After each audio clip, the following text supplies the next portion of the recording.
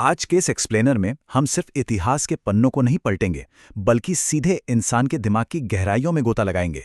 हम चाणक्य की प्राचीन नीति शास्त्र को डिकोड करने वाले हैं, लेकिन एक अलग नजरिए से। हम इसे सिर्फ एक ऐतिहासिक घटना की तरह नहीं, बल्कि ह्यूमन साइकोलॉजी और बिहेवियरल साइंस के एक मास्टर क्लास की तरह समझेंगे। तो चलिए, बिना किसी देरी के इस दिलचस्प विश्लेषण को शुरू करते हैं। शुरुआत करते हैं एक बहुत ही इंटेंस और पर्सनल मोटिवेशन से। सोचिए, एक बेहद काबिल विद्वान जिसका दरबार में इतना भयानक अपमान हुआ हो कि वो एक खौफनाक कसम खा ले। मनोवैज्ञानिक नजरिए से देखें तो ये वो पल है जहां गहरा आघात और बेतहाशा गुस्सा एक लेजर शार्प फोकस और कभी ना टूटने वाले संकल्प में बदल जाता है। ये एक क्लासिक उदाहरण है कि कैसे तीव्र नेगेटिव इमोशंस को एक अजेय प्रेरणा में बदला जा सकता। अब जरा उस दौर के माहौल की कल्पना कीजिए। एक तरफ ग्रीक आक्रमणकारी सिकंदर का खौफ मंडरा रहा था और दूसरी तरफ देश के अंदर के राजा आपस में लड़ रहे थे और पूरी तरह से करप्ट हो चुके थे। इस पूरे फाइट और फ्लाइट वाले पैनिक के बीच चाणक्य को एक बात बहुत साफ समझ आ गई थी। इस खतरे को रोकने के लिए सिर्फ एक बड़ी सेना काफी नहीं होगी। उन्हें सबसे बड़े और अचूक हथियार पर महारत हासिल करनी होगी, और वो हथियार था इंसान का दिमाग। उनके इसी साइकोलॉजिकल प्लेबुक को समझने के लिए हम अपनी चर्चा को इन 5 हिस्सों में बांटेंगे। पहला, एक साम्राज्य का वास्तुकार। दूसरा, सत्ता का मनोविज्ञान। तीसरा, भावनात्मक अनुशासन में महारत। चौथा, मानव स्वभाव को पढ़ना। और पांचवां, लचीलेपन की मानसिकता। चलिए सबसे पहले भाग की तरफ बढ़ते हैं। एक साम्राज्य का वास्तुकार, अखंड भारत का निर्माण। देखते हैं कि कैसे एक अकेले इंसान के विजन ने पूरे उपमहाद्वीप का नक्शा ही बदल कर रख दिया। ये देखना वाकई फैसिनेटिंग है कि चंद्रगुप्त मौर्य के पास बेशक शारीरिक बल और सेना थी, लेकिन चाणक्य उस पूरे एम्पायर के साइकोलॉजिकल आर्किटेक्ट थे। मनोविज्ञान में इसे कॉग्निटिव डोमिनेंस यानी संज्ञानात्मक प्रभुत्व कहते हैं। मतलब कैसे एक इंसान का तेज दिमाग एक पूरी सेना की शारीरिक ताकत को कंट्रोल और डायरेक्ट कर सकता है। और इसी मेंटल पावर का सबसे बड़ा टूल था नीति शास्त्र। सबसे खास बात यह है कि चाणक्य ने नैतिकता को सिर्फ ज्ञान या फिलॉसफी की बातें नहीं माना, उन्होंने इसे इंसानी बर्ताव के एक पक्के विज्ञान की तरह देखा। ये बिल्कुल मॉडर्न साइकोलॉजी की तरह काम करता है, जहां कुछ खास एक्शन हमेशा एक तय रिएक्शन पैदा करते हैं। एकदम सटीक कारण और प्रभाव का मनोविज्ञान। अब आते हैं हमारे दूसरे भाग पर, सत्ता का मनोविज्ञान। और यहां हम उनके उस अनोखे दोहरे व्यक्तित्व को समझेंगे। ये हिस्सा उनके गहरे मानसिक वैराग्य को बड़ी खूबसूरती से दिखाता है। अंदर से वो एक ऐसे इंसान थे जिसे धन दौलत या रुतबे से कोई मोह नहीं था, एकदम निस्वार्थ। लेकिन बाहर से वो कौटिल्य थे, एक बेहद क्रूर, चतुर और हर चाल को पहले से कैलकुलेट करने वाले रणनीतिकार। मनोविज्ञान में इसे कंपार्टमेंटलाइजेशन कहते हैं। बिना दिमागी उलझन के इन दोनों रूपों को एक साथ लेकर चलना अकल्पनीय मेंटल ट्रेनिंग की मांग करता है। इस दोहरे व्यक्तित्व को कामयाबी से चलाने के लिए सीक्रेसी यानी गोपनीयता सबसे बड़ा हथियार थी। वो अच्छे से जानते थे कि राज बनाए रखना आपको एक भारी साइकोलॉजिकल एडवांटेज देता है। उनका साफ मानना था कि अपनी प्लानिंग का कभी ढिंढोरा मत पीटिए। जो योजनाएं जुबान पर आ जाती हैं वो अपनी ताकत खो देती हैं।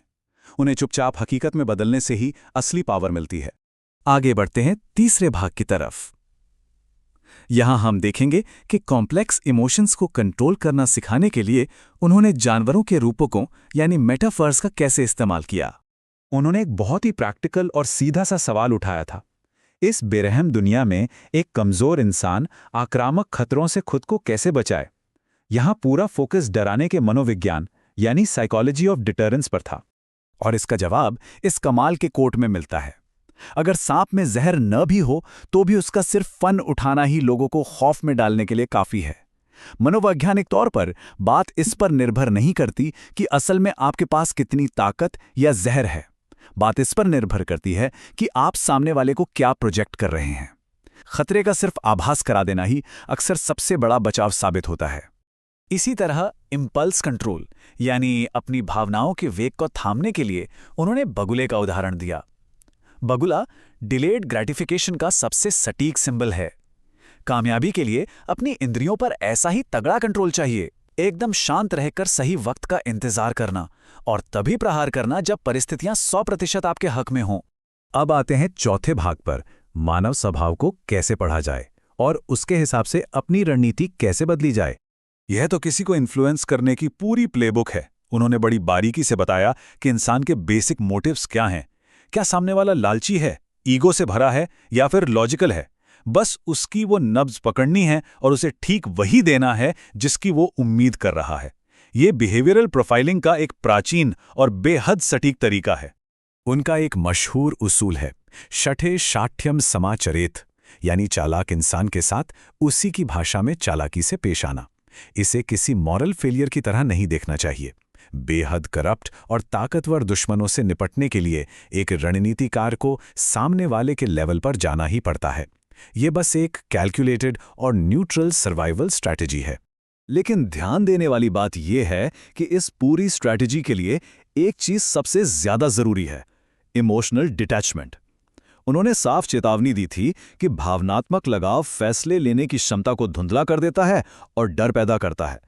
सही और ऑब्जेक्टिव फैसले लेने के लिए इंसान को इन इमोशनल बंधनों को काटना ही पड़ता है। चलिए अब चलते हैं हमारे आखिरी और 5वें भाग की ओर, लचीलेपन की मानसिकता, यानी अपना इंटरनल कंट्रोल कैसे बनाए रखें। चाणक्य को उन लोगों से सख्त चिढ़ थी जो किस्मत के भरोसे बैठे रहते हैं। उनका सीधा सा फंडा था कि सर्वाइव सिर्फ वो करता है जो प्रॉब्लम्स को पहले से भांप ले और तुरंत एक्शन ले। जो इंसान सब कुछ भाग्य के भरोसे छोड़ देता है, उसका बर्बाद होना पूरी तरह से तय है। और इस तेज और अलर्ट दिमाग को मेंटेन करने के लिए उन्होंने एक जबरदस्त डेली मेंटल डाइट बताई। बुद्धिमान लोग दिन के अलग अलग हिस्सों में क्लासिक महाकाव्यों का अध्ययन करते हैं। ये सिर्फ कोई धार्मिक रूटीन नहीं था, बल्कि दिमाग को फोकस रखने की एक कमाल की कॉग्निटिव कंडीशनिंग थी।